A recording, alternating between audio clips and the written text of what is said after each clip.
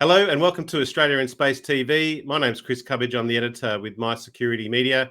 Today we cross to Singapore with Dr Mark Shmulevich. Mark, we're going to be discussing space technology, deep tech investments. And I think, again, this relates to your current relationship with SSTL up in Singapore. And it's also a good lead in for us. We're going to be talking about space technology investment in the Asia Pacific, Southeast Asian region, and it's a good lead in for the Indo-Pacific Space and Earth Conference that we're holding this month in November in Perth alongside the Asia Pacific Regional Space Agency Forum. Mark, deep tech investor and space technology enabler, I imagine, as an investor as well. Maybe introduce us to your current role and what brought you to Singapore. Hello, Chris. Thank you very much for having me. I run Elonic, deep tech early stage investor, which also has a venture building arm that we call Ximmin Institutes, which partners with advanced universities to commercialize deep tech research. Nice. I have been in Singapore for almost 11 years ago, and I came here with a software company called Acronis. So when we moved the headquarters of this company from the US to Singapore to continue the global growth. This company has already exited. Got it. Now, we've had Xona Space Systems on before, and BioOrbit is another one that you're involved with. Maybe just talk us to what your current sort of activities are, and then also your observations, I suppose, in the space technology sector within Southeast Asia. All right. Obviously, the whole sector is on the rise. And we see more and more startups appearing and growing and attracting funding. I think that we are in the active phase when the whole landscape of space technology innovation is changing. It is democratizing, and there are more and more investors coming into this area. If not very long ago, we had specified deep tech and space tech investors focusing on space as their priority area. Today, we have more and more general funds that invest in space tech, and this is one of the major trends we see. There are non-traditional investors coming into this area. And then on the other side, there is impact investment, which is now also touching space a lot. And the second thing that I believe is happening in the space tech world is that there are some segments that are becoming more visible and more startup rich. Earth observation and data analytics, which touches so many other fields like AI is booming, and then logistics and mobility, including satellite services, orbital transfer vehicles, and so on, which touches deeply robotics in space, is also on the rise. Thirdly, we see more interdisciplinary applications. And here, the example of BioOrbit, which is basically manufacturing of drugs in microgravity in space, is one of the examples where biotech touches space technologies, but there are other ones. Finally, some of the legacy systems in space are going to be improved and replaced. And the example of our second space investment, Xona Systems, is one of them, a new generation of PNT global navigation systems. Yeah. I find there's two ways we can take this. One is some general advice to startups. As you say, it's quite expansive in terms of their technology sets that they might be involved with. And then I take it that also leads into the expectations from the investor side and the VC side. Some of these are long plays. Versus, what most VCs want is a sort of 3 to 5 year return, maximum 10-year in terms of what they're doing. Do you think the maturity of the investors, the sophistication of the investors matches the technology and the space domain? Do you find that that's changing? You talked about sort of traditional investors. Do you think that they need to get their expectations right? And then how do you bring the two together? That's a lot there to unpack, but I suppose let's just talk about the investors' expectations when they come into the space domain. What expectations do you think that they should have, or it's really more of about a long-term transitional play? That's a very good question, Chris. Indeed, we could address it from two different sides, from the investor side and from the startup side. Let's start with investors. It's a very hard area. Space tech investments is not easy. So the majority of investors coming into this space understand the general difficulties with it, which include primarily very complex regulation that you should understand that might be different in different parts of the world, that might be changing in the future. Secondly, it's a risky business. Just technologically, many of the things that are being developed in space tech now in the early stages might not materialize and face a technological failure in the future. Thirdly, today the world is quite messy geopolitically wise, and that is why you need to take it into account. It also influences the supply chain risks. And finally, there are some specific risks that are rare, but might become the reality in space tech. An example is that you are building something that will later be considered to be very useful and become a public good. So this service might be provided by a government space agency, which will significantly change the market composition. Yeah. So all these things need to be taken into account. But the good thing here is that many of them are not much different from other heavy in engineering areas. A lot of deep tech areas based on physics, science, engineering, technology include this risk. So deep tech investors expanding their focus domains into space tech usually understand the majority of this risk.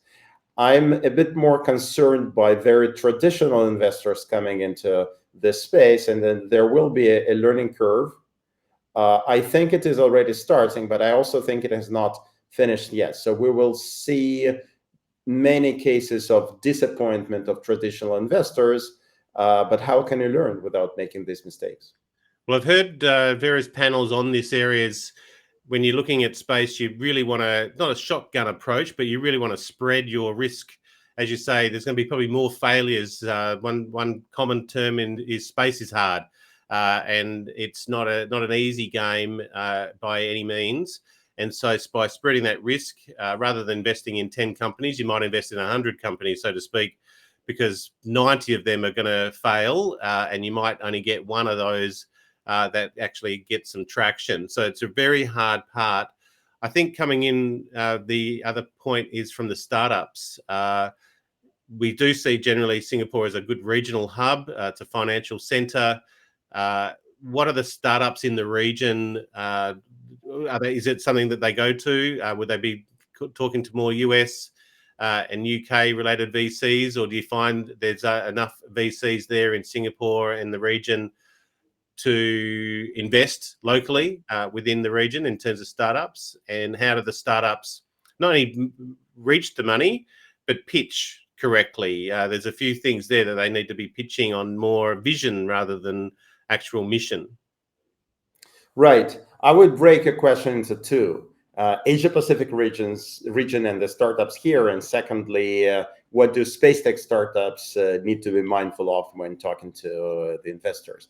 As for the ASEAN and the Asia Pacific region, the ecosystem is being actively built here, which precedes a boom in space tech startups. We do see rather a lot of space tech startups already today, but I assume that the number will grow just because there is so much effort and so much money being put into the ecosystem development.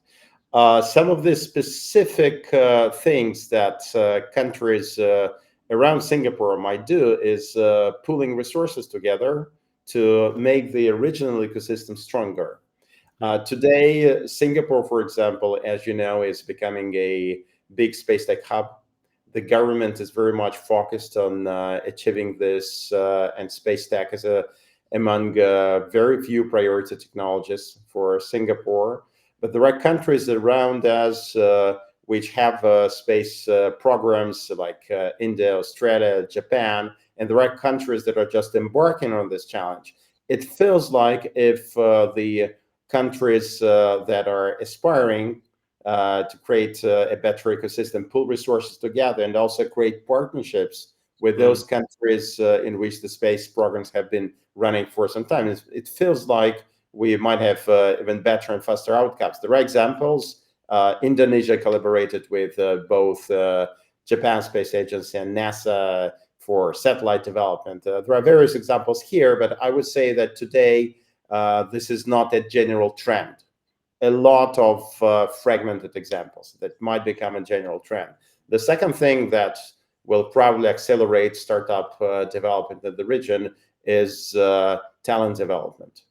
I believe we need more specific programs ensuring that we have enough space tech talent here in engineering and other areas that are needed.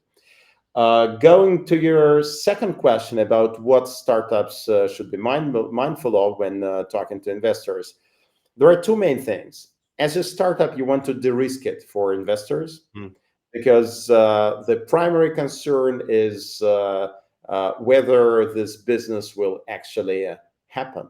And technological risk is often the first that comes to mind. And the second thing is that many of the space tech ventures are really moonshot, but it's not what you want to show to investors as the only picture. It's usually much better to break it into smaller, more digestible and shorter term pieces. How you can de-risk your startup? Ideally, there should be a diversification of revenue streams, which could be achieved by generating revenue both on Earth and in space, or by different areas in space where your technology can be applied. I noticed that investors get significantly more comfortable on average when they are talking to a space tech startup, when they believe that it's not a single revenue stream that they need to count on. And finally, just being realistic and explaining the business model, the sustainable business model in the way that investors understand and can feel it is what can create the bridge between a moonshot nature of space tech projects and practicality of the investors. Well, the other one with space is very partnership driven, as you pointed out, and it's pooling those resources that are generally limited, and it also brings in different skill sets. I think one of the things that we've seen is making sure you get the right partners, right? So even as an investor, it's not a invest and set and forget. It's really you want investors that are there for the longer term, that can help you longer term. And I think that's the different scope on what sort of investors are in the space domain. It might sound kind of sexy and cool and interesting, but again, there's a lot more knowledge there that needs to be shared, and finding those partnerships. Look, we could talk all day. What I had in mind, I did an interview with Asteroid Mining Company. They want to go out and mine asteroids, and it kind of led me to, as you say, that moonshot approach, where very interesting company. But the payment of that, once you start to mine an asteroid, and the applications are quite mind-blowing. So I think those are good examples where you have sort of very high return, extreme risk, but that's what space brings, along with the on-Earth applications with cross-sector technologies as well. So it's a fascinating area. Mark, that's a great lead into the Indo-Pacific Space and Earth Conference. It is about trade and investment and partnerships. So thank you so much for your time there in Singapore. We'll be up there for the GSTC, I understand, in February 2025. So hopefully we'll meet you in person as well. But Dr. Mark Shmulevich, thank you so much for joining us today on Australia in Space TV. Thank you, Chris, for having me.